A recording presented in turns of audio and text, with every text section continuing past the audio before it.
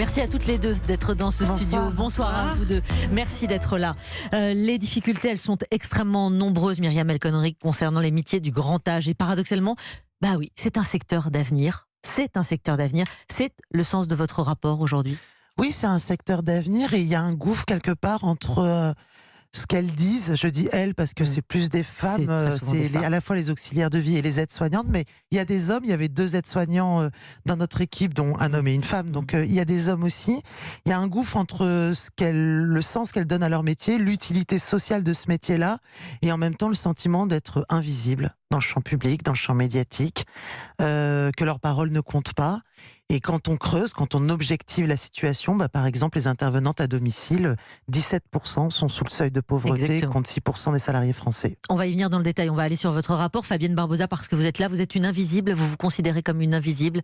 Je me considérais avant comme une invisible. Et c'est plus le cas aujourd'hui depuis ce rapport. Aujourd'hui, ce n'est plus le cas. Parce que vous avez contribué, évidemment, vous avez travaillé avec Myriam El Khomri. Exactement. Vous êtes vous-même auxiliaire de vie à plein temps, en CDD en tout cas? En CDI. En CDI. Je rectifie. C'est récent. C'est en CDI. Non, depuis j'ai commencé en CDI depuis 3 ans chez Allenvie, donc je suis en CDI, pas en CDD. C'est une petite erreur. C'est pas si fréquent. C'est pas si fréquent dans ces métiers. On va y venir dans un petit instant. Vous l'avez dit, Myriam El Khomri, pour revaloriser ces professions, il y a le nerf de la guerre, la rémunération, mais pas seulement, la valorisation de ces métiers. 17% des aides à domicile sont en dessous du seuil de pauvreté. Le premier axe, c'est donc ça, c'est donc la modification de certaines conventions collectives pour revaloriser les salaires. C'est un des axes, mais je ne dirais pas que c'est le premier axe, il y a 4 axes et les 4 doivent marcher ensemble. Donc, revalorisation, la prise en compte de la mobilité. On voit bien que les temps de trajet ne sont pas pris en compte, parfois elles sont de leur poche pour payer certains de leurs déplacements, parce que certains départements ne respectent pas les conventions collectives.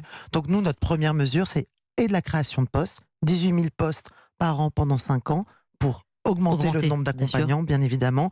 Et le deuxième sujet, c'est mettre à jour les conventions collectives qui sont aujourd'hui en dessous des minimums conventionnels du SMIC. Comment on en est arrivé là? Comment on en est arrivé à ce... C'est des enjeux de tarification, d'organisation, c'est des conventions collectives qui sont agréments, donc les partenaires sociaux ne sont pas les seuls maîtres et c'est le tarif qu'on leur donne dans certains départements. Donc nous, ce qu'on propose, c'est que de compenser et que on arrête de leur dire vous resterez entre 8 ans et 13 ans au SMIC. Fabienne Barbosa, je peux vous demander votre salaire? Aujourd'hui, vous êtes en CDI. Oui, en net, je touche 1 306 € net. Avec une augmentation, c'est pas la base de la convention collective. Non, c'est 12% de plus du SMIC, avec des heures supplémentaires payées tous les mois, donc, et des défraiements pour les transports?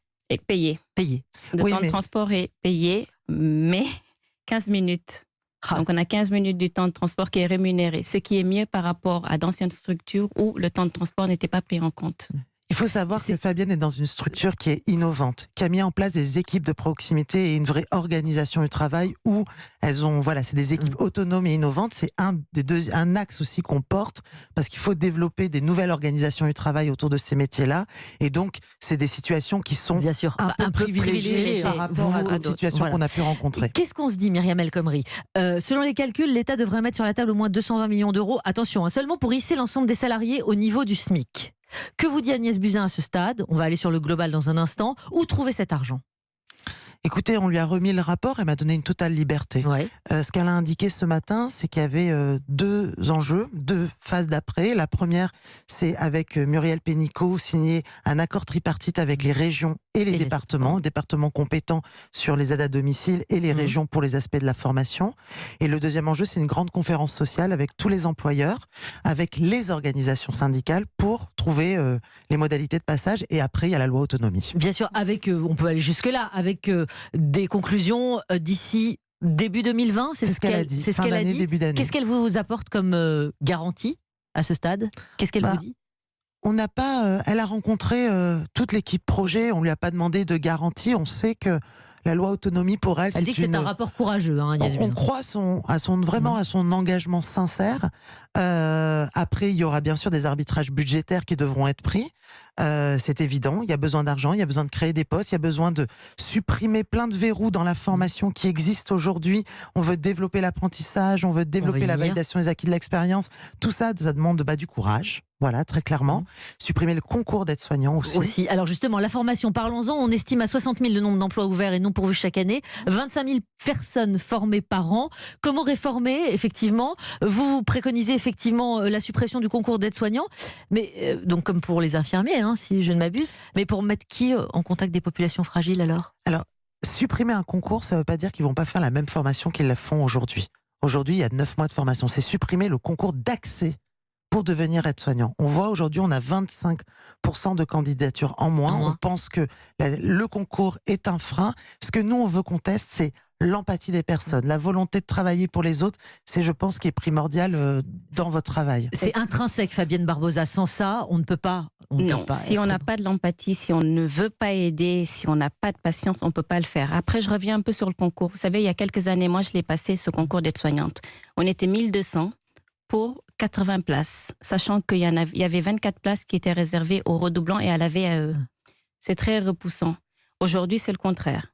Il y a des places, il n'y a pas d'aide-soignante. Ensuite, pour ces concours, il faut payer. Et donc, c'est un concours par région où il faut s'inscrire et il faut aller dans plusieurs régions. Et tout ça, ça sort de notre poche. Donc, encore une fois, quand on est demandeur d'emploi, qu'il faut payer 55, voire 60 euros par concours, c'est très repoussant. Exactement. Du coup, la formation tout au long de la vie, ça, c'est possible? Tout à fait. Myriam El Khomri et Fabienne Barbosa? On veut que 30% puissent bénéficier de validation des acquis de l'expérience parce que beaucoup sont actuellement faisant fonction, c'est-à-dire qu'elles n'ont pas la rémunération associée au métier réel qu'elles font, alors qu'elles ont les compétences. Donc on veut développer aussi de la formation pour assistants de soins gérontologiques, notamment pour répondre aux problématiques des troubles cognitifs qui sont de plus en plus importants. Ces formations sont hyper importantes parce que de plus en plus il y aura des personnes qui vont souffrir de troubles cognitifs. Et le mieux, c'est d'avoir des gens formés au lieu d'envoyer des gens qui ne sont pas formés parce qu'elles ne sauront pas réagir quand elles seront seules sur le terrain ou comme moi à domicile, toutes seules. On ressent évidemment quand on vous entend, quand on voit votre personnalité, c'est une réelle vocation, ce métier, évidemment. Vous dites... vous vous êtes dit souvent, vous aviez eu envie d'abandonner compte tenu de la difficulté, compte tenu des bas salaires, compte tenu de ce que vous entendez autour de vous? J'ai eu envie d'abandonner et j'ai abandonné. J'ai démissionné 2 fois de suite parce que j'étais découragée du salaire, du temps de trajet, des conditions, des plannings. J'étais découragée, mais je suis tombée sur Alenvie, une entreprise qui a changé ma vie. Et ce n'est pas pour faire de la pub, mais c'est la vérité, qui m'a donné aujourd'hui l'opportunité de faire mon métier correctement avec du temps, du sens et une vraie valorisation sur tous les plans. Myriam El Khomri, vous avez empoigné ce dossier, évidemment. Vous attendez début 2020. Aujourd'hui, vous allez être en contact d'ici là. Comment avec Agnès Buzyn? Pour moi, la mission s'arrête. C'était une mission à la fois collective. On y a travaillé. Maintenant, c'est l'accord tripartite, la conférence sociale. Moi, je suis salariée. Je vais retourner à mon travail demain et pouvoir continuer. Mais bien sûr, je garderai un œil et puis tous les contacts avec toute l'équipe.